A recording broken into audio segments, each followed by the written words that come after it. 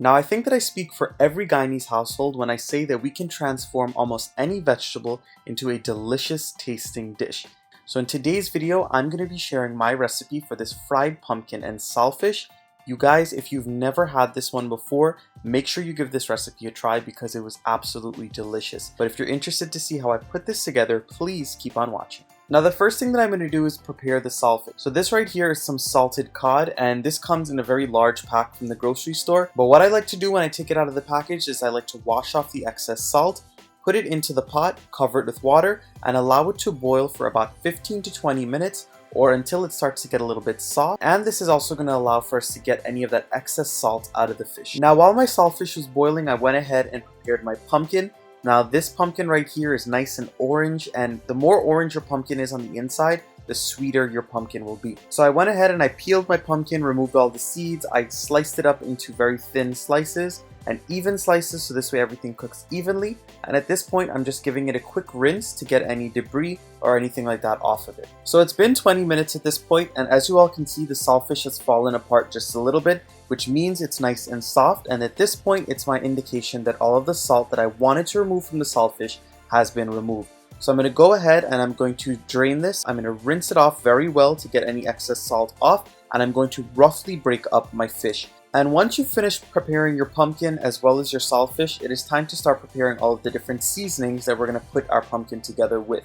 So in my little mortar and pestle here, I'm going in with some garlic, and I'm going in with a lot of hot peppers. Now if you're a person that does not like spice at all, you can omit the peppers or you can add in much less. But again, these weren't very hot, so I added in a good amount so I could get that nice peppery flavor. And at this point, I'm going to go ahead and start slicing up my onions. Now whenever I make pumpkin or any vegetarian dishes, I love to flavor it up with lots of onions, lots of garlic, lots of pepper, and any other seasonings you want to add. Because remember, vegetables don't always have the most flavor on their own, so the more flavor that you add, the better tasting the dish will be. And right next to those onions, I'm going to go ahead and take out a handful of sliced scallions from my freezer. Now, like I always tell you all, go to your grocery store, buy a few bunches of scallions, wash them well, dry them, and then slice them up and put them in your freezer. This way, whenever you're cooking any of your favorite Guyanese dishes or any dishes in general, you can just go ahead and pull out a handful. So at this point, we're going to start the cooking process. So in a heavy bottom pot, you're going to go ahead and cover the bottom of the pot with oil.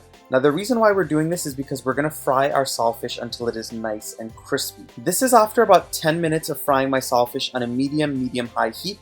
As you all can see, it had started to stick a little bit at the bottom of the pot, but as it started to dry out and get more crispy, the less it started to stick and it would release from the bottom of the pot. So that's just a little tip that I have for you all. Don't keep on stirring it, don't mess with it too much because it might fall apart too much. If you want it to stay nice and crispy and stay intact, just leave it alone for a bit, only stir it every couple of minutes just to move it around, and you will have the perfect crispy saltfish. So as you all can see, I'm just removing it from my pot, and you're going to see that there's lots of little bits left at the bottom. That is exactly what we want. And remember in the beginning of the cooking process when I told you all to add in a lot of oil to fry that saltfish? Well, when you take out the saltfish and remove it into another bowl, you're actually going to drain some of the excess oil that's left at the bottom of the pot, so this way it's not too oily in the end of the cooking process. So just leaving a little bit of oil in the bottom of the pot with all of those nice bits sitting at the bottom, you're going to leave your heat on a medium to medium-high heat, and you're going to start by sauteing your onions and your scallions for about 2 minutes or until they're softened. And once those onions and scallions have softened just a little bit,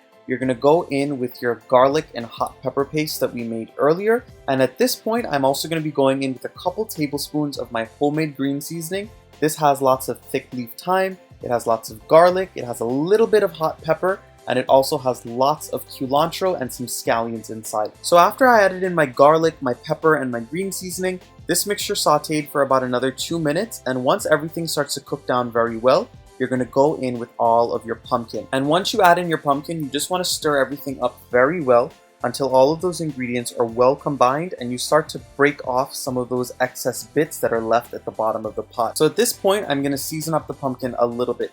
I'm going to be going in with some freshly ground black pepper, and I'm also going to be going in with a little bit of all-purpose seasoning. You're going to notice that right now I'm only adding in a little bit of all-purpose seasoning and I'm not adding in any salt yet, just because those ingredients are obviously salty, and my saltfish is very salty as it is. So something that I like to do whenever making pumpkin is I like to go ahead and add in my pumpkin and begin to fry it up with all those ingredients. And after about 5 to 10 minutes, you're going to notice that the pumpkin starts to catch at the bottom of the pot just a little bit. Now once you get to that stage, that is optimal flavor because all those brown bits, when they're picked up and they mix up with the rest of the dish, it's going to taste amazing. So at that point, if your pumpkin has not released a lot of water, you can go ahead and add in a little bit of water just like I did. So this way it can start to steam the pumpkin and cook that pumpkin down until it's mushy. And all I'm going to do is I'm going to cover this and allow it to cook down until it's nice and tender. So this is what my pumpkin looks like after about 15 minutes of cooking down with all of those seasonings and the aromatics. And as you all can see, the pumpkin has started to break down very, very well.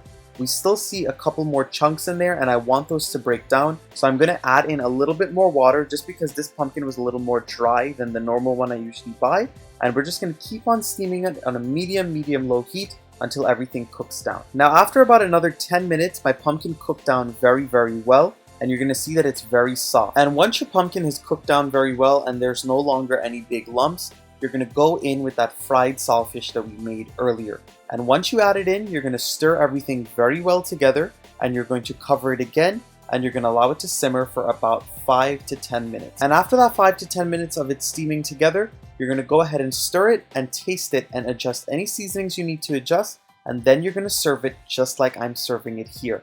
You want to heap it up on a plate or a bowl and serve it up with some soft and flaky hot oil roti. So if you all enjoyed this video today, please go ahead and give it a nice big thumbs up. Subscribe to my channel if you are not subscribed yet, and go ahead and drop your comments down below and let me know what I should cook next on Matthew's Guyanese Cooking. I'll see you all again in one of my next recipes. Bye everyone.